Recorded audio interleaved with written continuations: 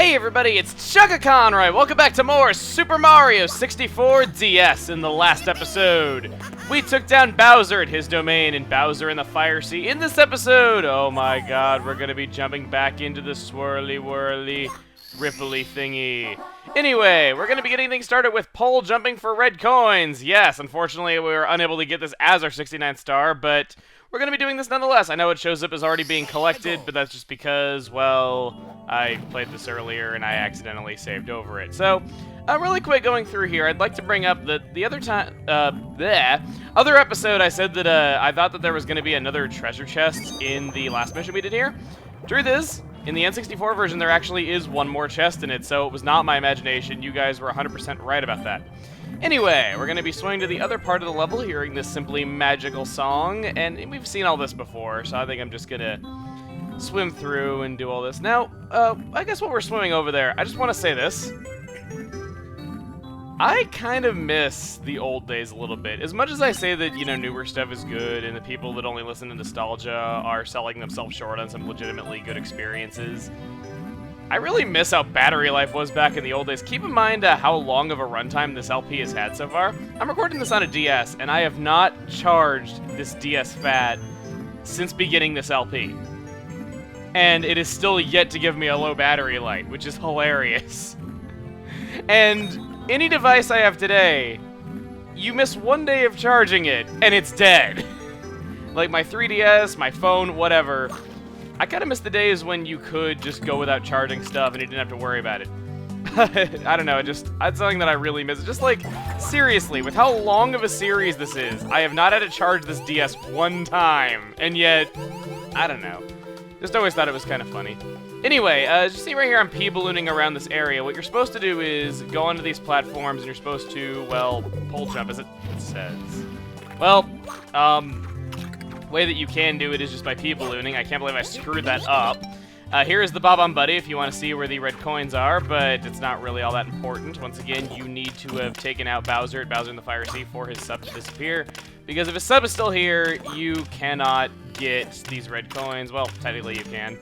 As I've said before, watch somebody speedrun this mission. It is just utterly ridiculous to watch people speedrun this, just because I've seen people speedrun this despite not having the poles and without using, like they use wall jumps and all kinds of crazy ways, and it makes me like, seriously, this right here is like a speedrunner's worst nightmare, but it's also like the most fun mission to watch a speedrunner do.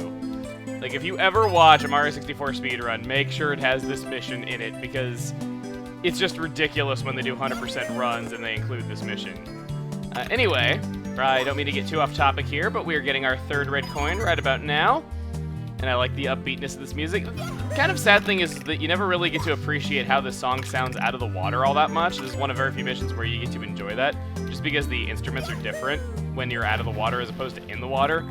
So, I don't know, I kind of like that. As you notice, a lot of the background instruments disappeared as soon as I got in the water, and they're going to kick back up again when I get out of the water. It's a little detail that goes unappreciated by many, and I really, really want to get these remaining red coins already. This mission's been going on for a while. I mean, I know that this is one of the longer missions in Mario 64, and it tends to take quite a while, but still, I would like to kind of get done here. Let's see, let's get 5, let's get 6, and 7, and oh wow, that was a lucky grab that I pressed B at the really stupid time. Okay, P-balloon triumphs all. Any time-consuming mission in Mario... A lot of time-consuming missions are just utterly broken by the P-balloon here, and, well, I don't really have a problem with that because I like to show the different abilities that you can use now that you have all these different playable characters. I suppose Mario was the original, so that doesn't really play her. But still, it's a new ability! So, we're just gonna P-balloon our way over here, finish up this mission very quickly, and get ourselves... the blue star!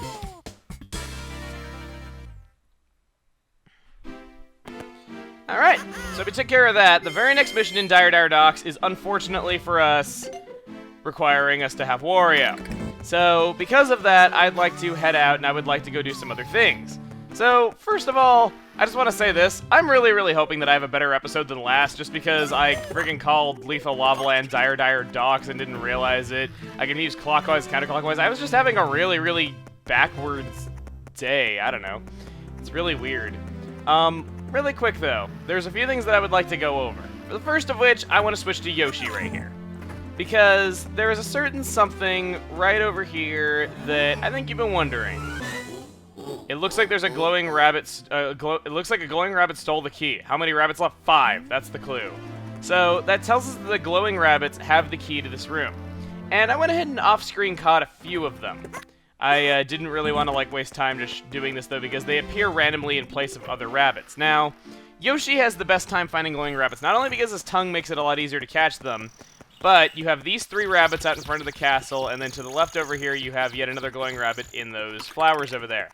What you can do is just kind of enter and exit the castle repeatedly, and you will find the remaining glowing rabbits in no time. Well, maybe not no time, because I've had this take a little while before, but it's just kind of a nice, helpful tip, and we can finally get whatever is behind that last door, and hey, already got one! Not bad! What do we got? Let's see here.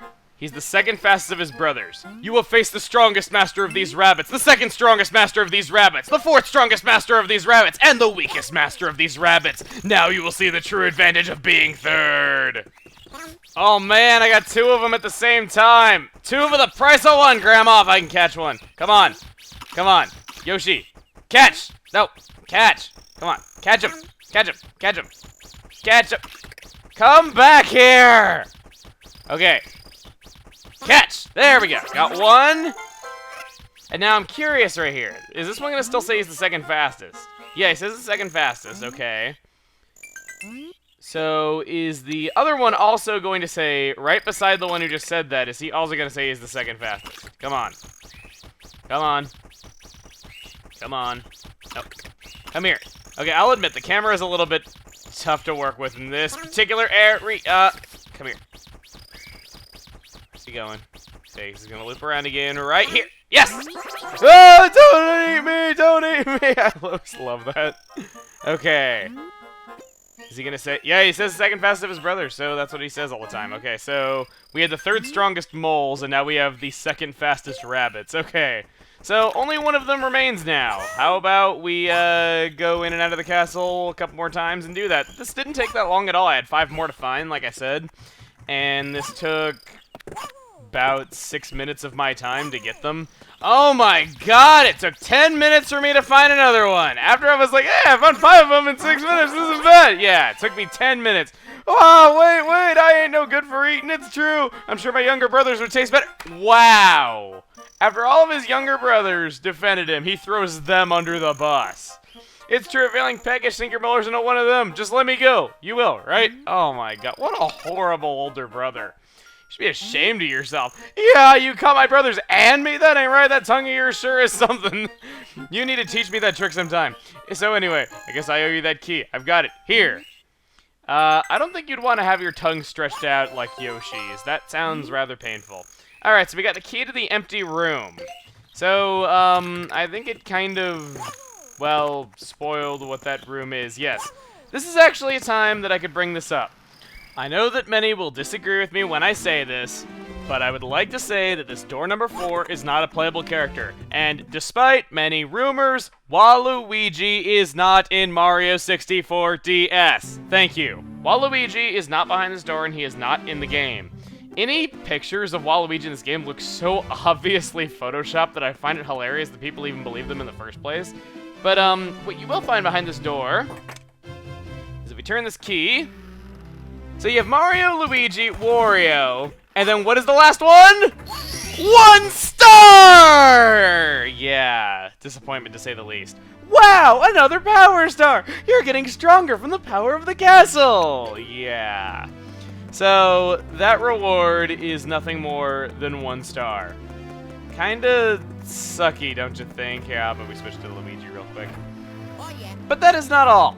I would like to show really quick, aside from that thing with the treasure chest that I showed earlier, there is another mission that differs greatly from the N64 version that I did not make a note of when I was playing it. I have no idea how I managed to forget it, but I guess it just kind of slipped my mind really quick. So what I'm going to do is I'm going to meet you guys over in the N64 version, and then we're going to cover that.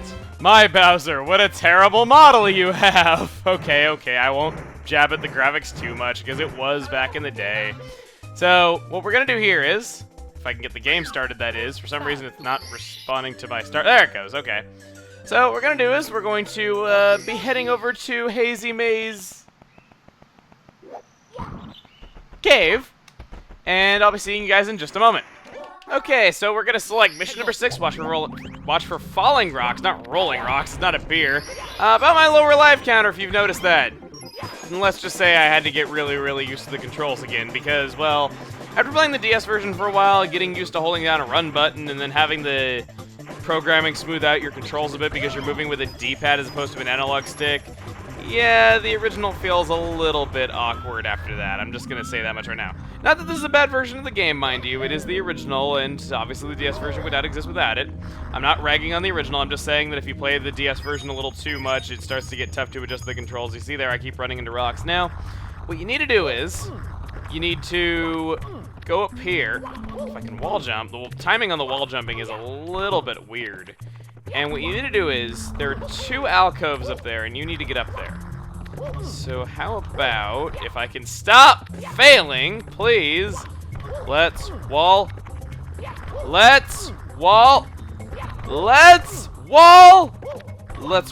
jump. Oh my god, I almost did it. Now that I know I can't, yes, okay. So you have to do a flip and then a jump, okay. It's been a while since no! Okay, grabbed onto the ledge. In here is the star. There you go. You can alternatively triple jump in the air with the falling rocks, but it's more dangerous. Alright, so here in the N64 version, now that I get to show that, how about we end this off here? Next time on Super Mario 64 DS, we're going to be, well, heading back into the DS version, and we're going to be seeing where that key we obtained from Bowser last time gets us. See you guys then.